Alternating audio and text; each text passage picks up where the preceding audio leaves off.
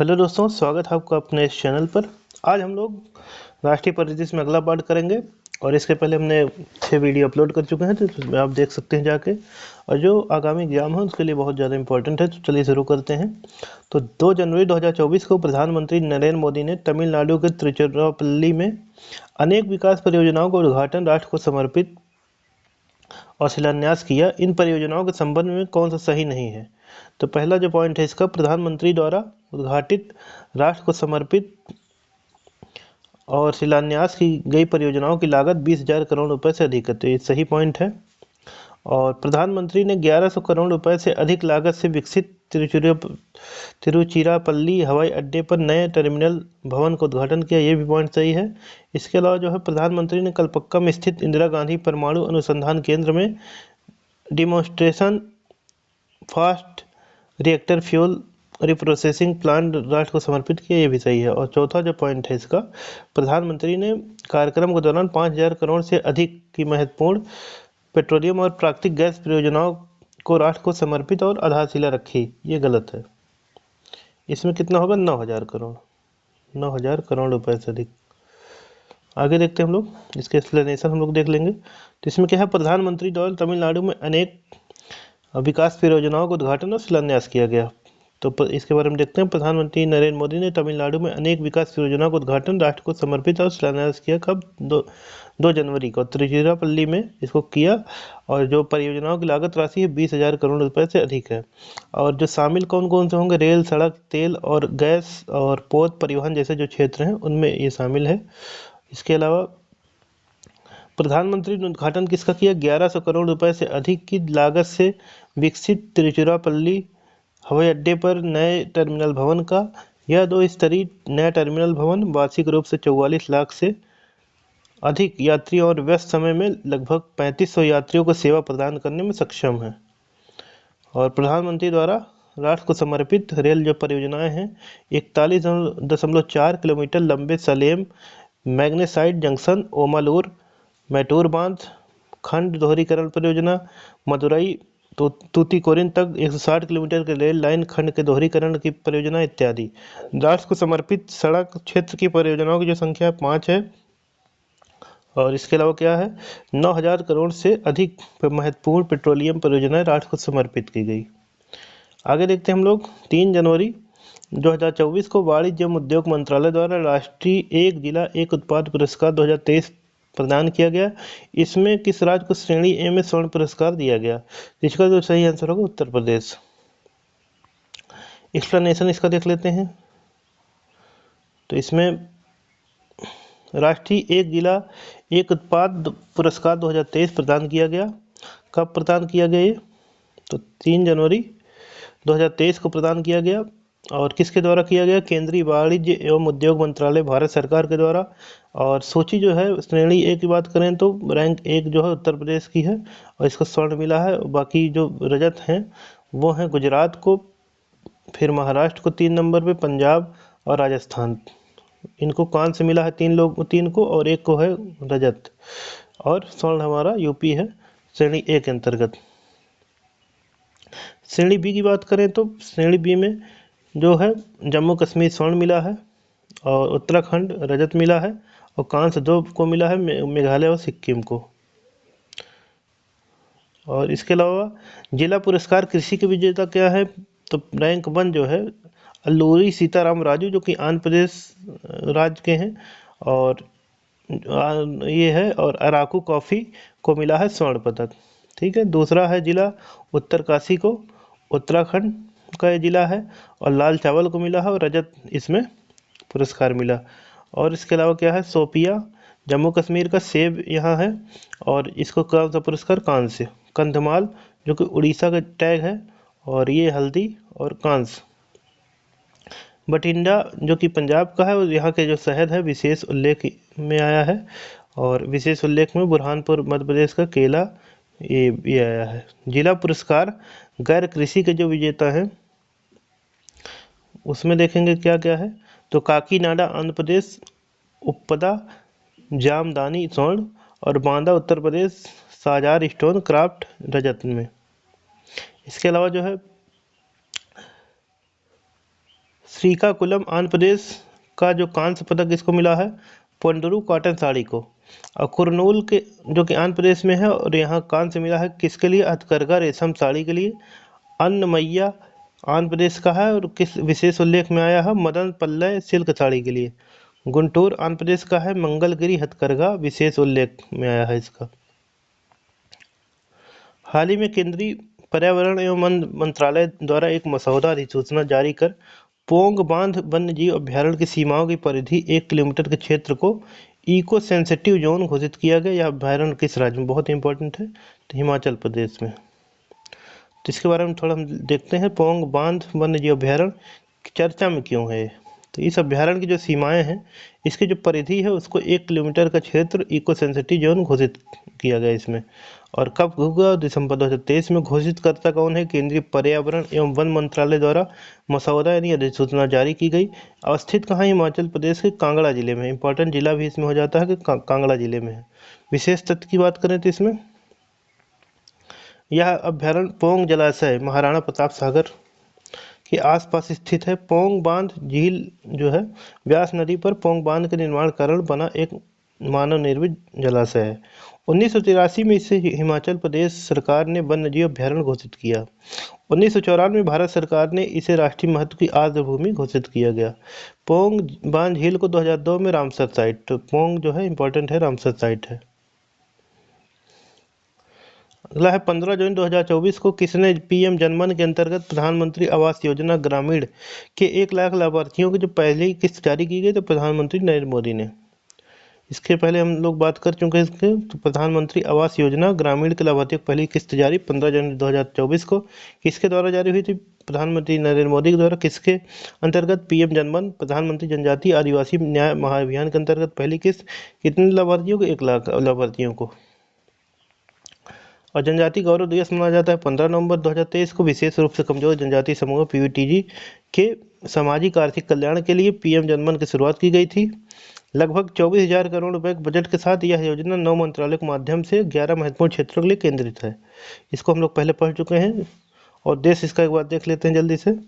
PVTG घरों और बस्तियों को सुरक्षित आवास, स्वच्छ पेयजल जैसी बुनियादी सुविधाएं उपलब्ध कराकर उनकी सामाजिक आर्थिक स्थितियों में सुधार करना और स्वच्छता, शिक्षा, स्वास्थ्य एवं पोषण, बिजली, सड़क और दूरसंचार कनेक्टिविटी और स्थायी आजीविका अवसरों को बेहतर बनाना। आगे चलते हैं हम लोग। तो 26 जनवरी 2024 को 75वें गणतंत्र दिवस समारोह 2024 के मुख्य अतिथि कौन थे? तो इमैनुअल मैक्रों जो कि फ्रांस के राष्ट्रपति हैं। तो इनके बारे में देखते हैं। फ्रांस के राष्ट्रपति इमैनुअल मैक्रोन हैं। और चर्चा में किया 26 जनवरी 2024 को भारत के 75वें गणतंत्र दिवस समारोह 2024 के जो मुख्य अतिथि रहे। गौरतलब है कि इस वर्ष भारत फ्रांस अपनी रणनीतिक साझेदारी की 25वीं वर्षगांठ मना रहे हैं। इसी के साथ छठे फ्रांसीसी नेता भी बन गए जिन्हें भारत ने यह सम्मान प्रदान किया। तो इम्पोर्टेंट क्या है इसमें? इमैनुअल मैक्रोन राष्ट्रपति और छठी ये हैं। और अगला आगे देखते हैं रिलेटेड इससे। 9 जनवरी 2024 को गैब्रियल एटल ने फ्रांस के प्रधानमंत्री का पदभार ग्रहण किया। तो इम्पोर्टेंट हो जाता है कि गैब्रियल एटल कहाँ प्रधानमंत्री बने? तो फ्रांस के बने। और फ्रांस के सबसे युवा प्रधानमंत्री और इनके बारे में इम्पोर्टेंट एक और है कि वे इस पद पर पहुंचने वाले खुले तौर पर समलैंगिक व्यक्ति हैं। तो ठीक है, ये भी आपको पता होना चाहिए, होमोसेक्सुअल है। और इसके अलावा स्वच्छ सर्वेक्षण 2023 संबंधी निम्न कथनों पर विचार करना है। और 11 इसको हम लोग पढ़ चुके हैं। राष्ट्रपति द्रौपदी मुर्मू के द्वारा जारी किया गया, सही है। और इस वर्ष सबसे स्वच्छ शहर पुरस्कार में संयुक्त रूप से 2 रहे हैं। पहला है इंदौर है, दूसरा सूरत। वाराणसी और प्रयागराज ने सबसे स्वच्छ गंगा सी शहर में 2 पुरस्कार जीते हैं। तो सारे यानी इसमें सही हैं। इसको हम लोग कर चुके हैं, एक बार जल्दी से देख लेते हैं। तो स्वच्छ सर्वेक्षण 2023 पुरस्कार प्रदान किया गया। कब प्रदान किया? 11 जनवरी 2024 को। किसके द्वारा? राष्ट्रपति द्रौपदी मुर्मू के द्वारा। और आवासन और शहरी कार्य मंत्रालय भारत सरकार द्वारा भारत मंडपम नई दिल्ली में आयोजित एक समारोह में इसको घोषित किया गया। और यह विश्व का सबसे बड़ा स्वच्छता सर्वेक्षण है। प्रमुख जो तथ्य हैं इसमें, तो उसमें देख लेते हैं। राष्ट्रीय स्तर पर 1 लाख से अधिक जनसंख्या श्रेणी में अगर 5 शहरों की रैंकिंग बात करें तो इंदौर और जो सूरत है संयुक्त रूप से ये है, यानी शीर्ष पे है। इसके बाद फिर तीसरे नंबर पर नवी मुंबई महाराष्ट्र, विशाखापट्टनम आंध्र प्रदेश और भोपाल मध्य प्रदेश का। 1 लाख से कम में बात करें तो सासवाड़ महाराष्ट्र टॉप पे है। और पाटन जो है गुजरात का, लोनावाला महाराष्ट्र का। और सर्वश्रेष्ठ प्रदर्शन करने वाले राज्य की श्रेणी में इम्पोर्टेंट पॉइंट है महाराष्ट्र, इस बार एमपी नहीं है, दूसरे एमपी है और छत्तीसगढ़ तीसरे पे। 27 राज्यों की इस सूची में उत्तर प्रदेश का कौन सा स्थान है? 9th यानी 9वां स्थान है उत्तर प्रदेश का, ये भी ध्यान रखना है। और सबसे स्वच्छ गंगा शहर में शीर्ष 3 अगर पुरस्कार विजेता की बात करें तो वाराणसी उत्तर प्रदेश टॉप पे है, प्रयागराज उत्तर प्रदेश दूसरे नंबर पर, बिजनौर जो है उत्तर प्रदेश तीसरे नंबर पे। शीर्ष 3 सबसे स्वच्छ जो स्वच्छ यानी कैंट कौन सी छावनी कौन सी है? तो महू कैंट एमपी में है। कहाँ है? मध्य प्रदेश में, देवलाली कैंट और फिर अहमदाबाद कैंट।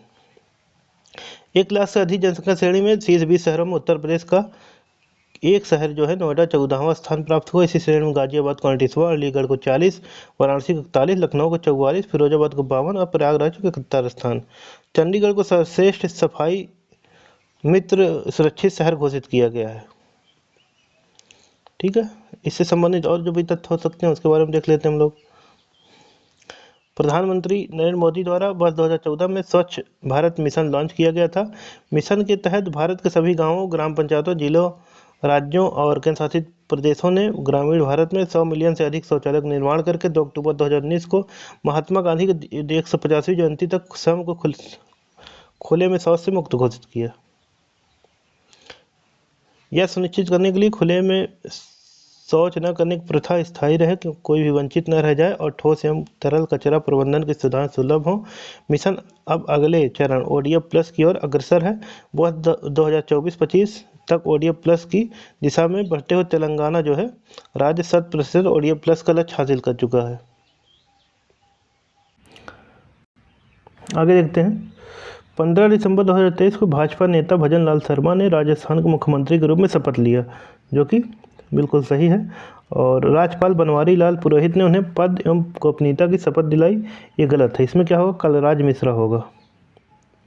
ठीक है, भजन लाल शर्मा के बारे में देख लेते हैं। चर्चा में क्यों हूँ? 15 दिसंबर 2023 को राजस्थान के नए मुख्यमंत्री के रूप में शपथ ग्रहण किया। राज्यपाल कलराज मिश्र ने उन्हें पद एवं गोपनीयता की शपथ दिलाई।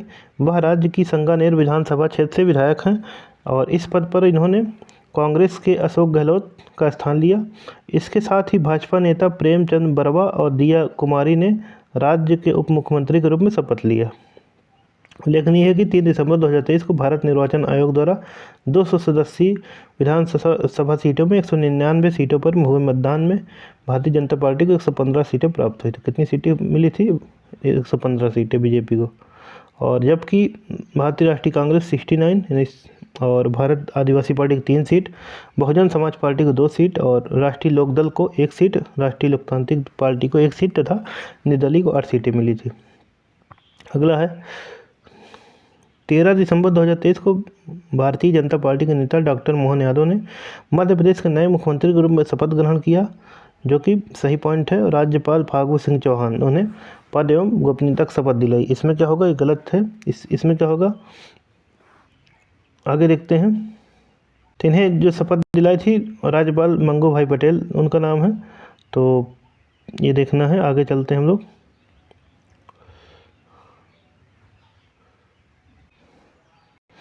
तो डॉक्टर मोहन यादव के बारे में देख लेते हैं। भारतीय जनता पार्टी के नेता एवं उज्जैन दक्षिण से विधानसभा सदस्य हैं और चर्चा में क्यों? 13 दिसंबर 2023 को मध्य प्रदेश के नए मुख्यमंत्री के रूप में शपथ ग्रहण किए। राज्यपाल मंगू भाई पटेल ने इन्हें पद एवं गोपनीयता की शपथ दिलाई। स्थान लिया शिवराज सिंह चौहान का। इसके साथ ही भाजपा नेता जगदीश देवड़ा और राजेंद्र शुक्ला को उप मुख्यमंत्री की शपथ दिलाई गई। 3 दिसंबर 2023 को भारत निर्वाचन आयोग द्वारा जारी चुनाव परिणाम में 230 सदस्यीय विधानसभा सीटों में भारतीय जनता पार्टी को 163 यानी सर्वाधिक 163 सीट मिली। तो ये इंपॉर्टेंट चीज़ें हैं। आगे देखेंगे 18 दिसंबर 2023 को प्रधानमंत्री नरेंद्र मोदी ने वाराणसी में कितनी राशि की कई विकास परियोजनाओं की आधारशिला रखी और राष्ट्र को समर्पित किया? तो इसमें होगा 19,150।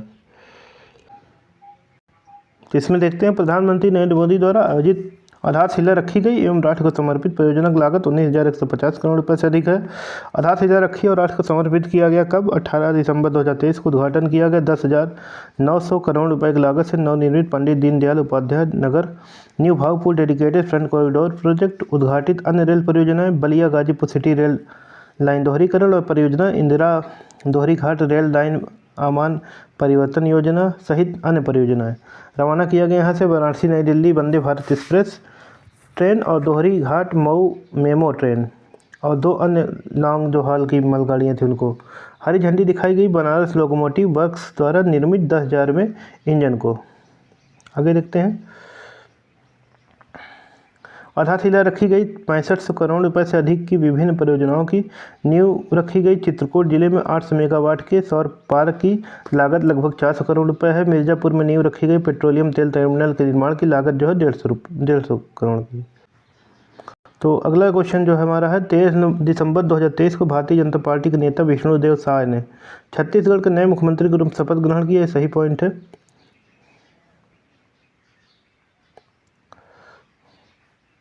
और दूसरा जो इसका पॉइंट है राज्यपाल विश्वभूषण हरिचंदन ने उन्हें पद एवं गोपनीयता की शपथ दिलाई। ये भी यानी सही, यानी दोनों पॉइंट इसका सही। इसका विष्णुदेव साय के बारे में देखते हैं।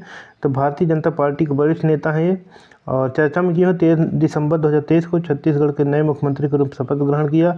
राज्यपाल विश्वभूषण हरिचंदन उन्हें पद एवं गोपनीयता की शपथ दिलाई। वह राज्य की कुनकुरी विधानसभा सीट के सदस्य हैं। तो कुनकुरी विधानसभा सीट के सदस्य हैं। स्थान लिया किसका? कांग्रेस के जो मुख्यमंत्री बने थे भूपेश बघेल का, उनका स्थान लिया।